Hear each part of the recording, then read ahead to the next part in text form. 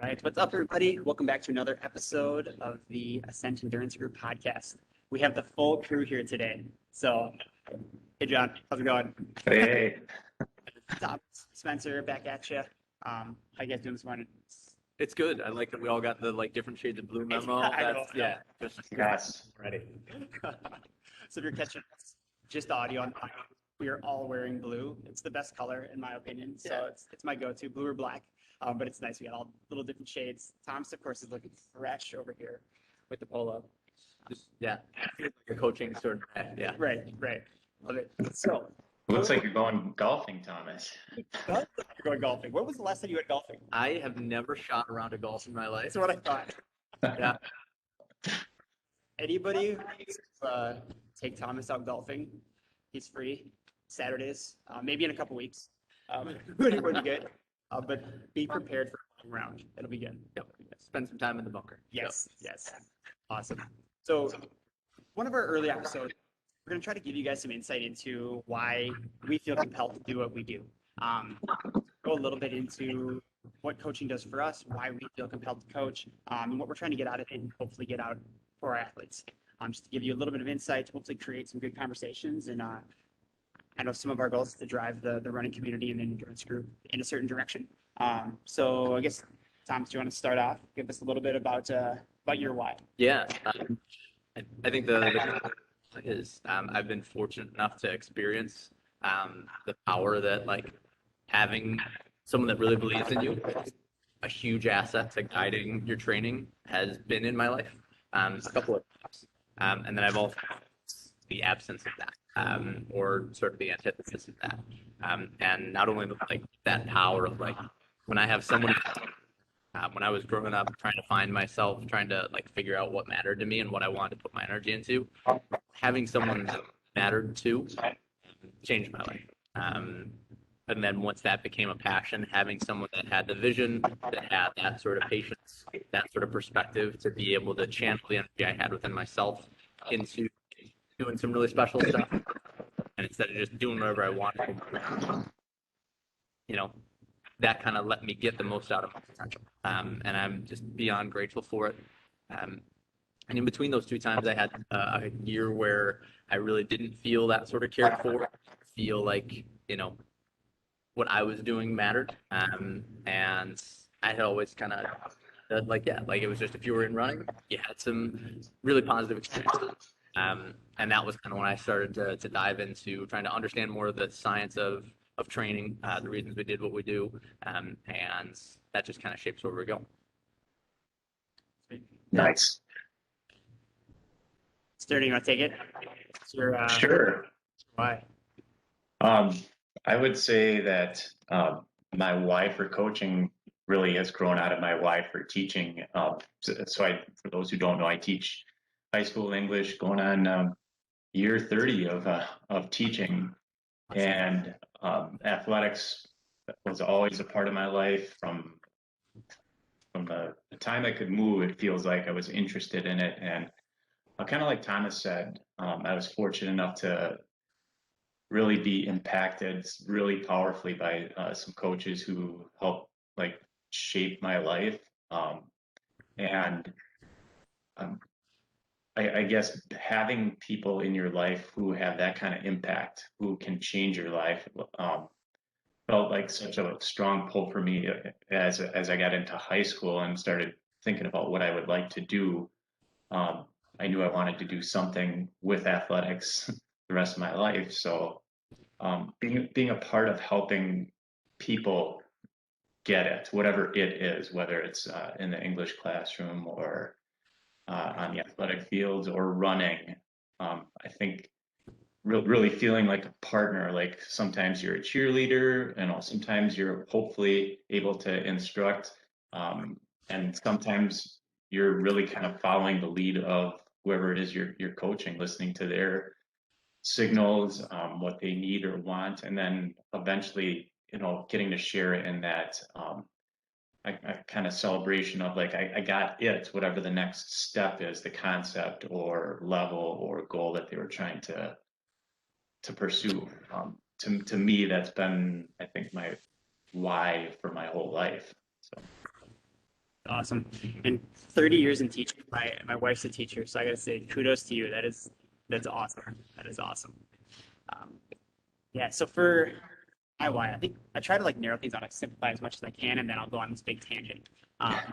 Because I can talk for a long time.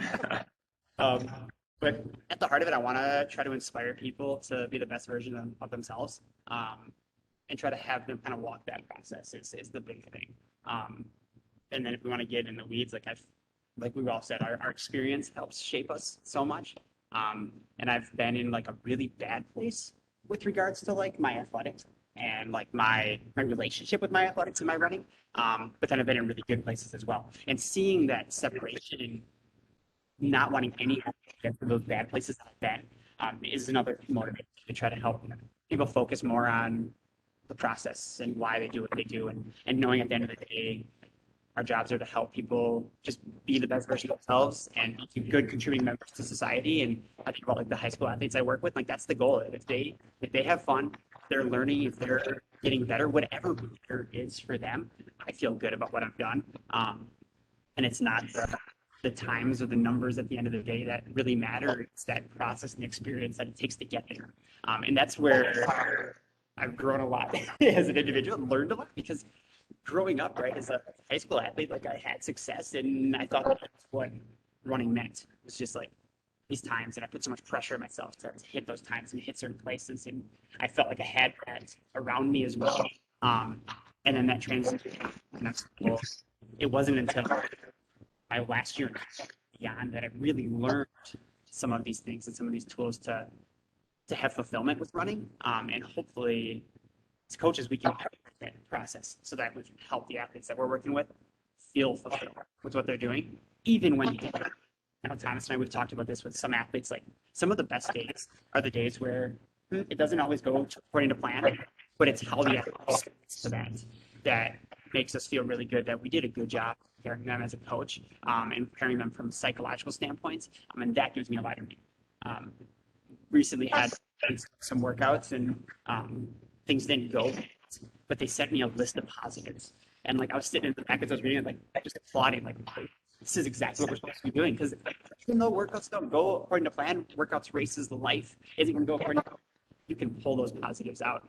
We've talked about this previously, where like you're going to find what you want to find in the world. So if you're looking for a bunch of negativity, you're going to find a bunch of negativity. If you want to find positivity, it's there. And even in a negative, quote unquote, negative situation, people are able to find positive things. Is something that I selfishly, I get a lot of satisfaction and enjoyment out of, knowing that we can help people from that perspective. So yeah, this is where we need to get off the deep end of what coaching means. And from our standpoint, as you're hearing each one of us talk, it's bigger than the miles per week or the Boston qualifiers or qualifying for stage or all these other things, Western State qualifiers, whatever. Like there's more to it than those accolades at the end of the day. I think there's, the relationships across the board kind of theme in, and that relationship person to person, coach to athlete, teammate to teammate, training partners are huge. And then there's the relationship with and your sport. There's the relationship with you and yourself. And I think that's something where when we encompass all those things, like it feels really enriching, and it helps us find some of those X factors that help us get to the Boston qualifiers, that help us get to those tangible things. We've got a medal, or we've got a jacket, or we've got a plaque at home that says something. But the way that we feel and some of the emotions and memories that are tied to that are shaped on those sort of levels of relationship that hopefully we're able to keep and be partners in. Yeah, and don't get me wrong, we want to run fast, Yeah. right? We want to. It's like fun to run it's fast. fun to run fast, but more of it is proving to yourself that you can do it and doing things that you never thought were possible. And like that's the really rewarding thing. You talk to an athlete then and then, like I had no idea that I had that much growth. They knew they were fit, they knew they were making improvements, but they didn't think it was possible. And then to help show them and help them see that they can do it on themselves, that's really rewarding. So the results are right, but it's the process and how you go about it and the conversation, like you said, you're having. That's really, really impactful. Yeah, and it's funny that you mentioned the process and learning, and some of our biggest learning coming from the setbacks. And I'm at a phase in life where unfortunately I'm not getting faster in my 50s. So it's not, I learn more about the process every day as I like think about my why for why do I still enjoy running? Because chances are Father Time is still gonna keep dragging my times down, and that's okay. But I learned through my own mistakes too, and I feel like as coaches, we probably never feel like we've arrived either. Where it's a constant learning process, just like the running process is. Yeah. And that's a huge thing for me personally, is to feel like I'm always learning. Yeah. And so we ask questions and we talk to the athletes about experiences. And hey, like at the end of every race or every big training cycle, I talk to athletes and what do you feel like went well? What do you feel like went poorly? What can we work on? And it's a learning experience for me. Like we don't have all the answers, but if we can modify on the fly and modify year to year, that I think is what's really impactful. Yeah. Yeah. We learn what works and then we learn a person and then we help learn what works for that person. And then because that person's always evolving, we've got to be evolving through the process. So it's cool. It's a puzzle we get to keep playing.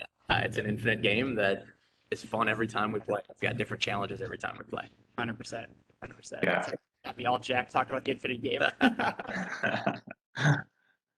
for another podcast.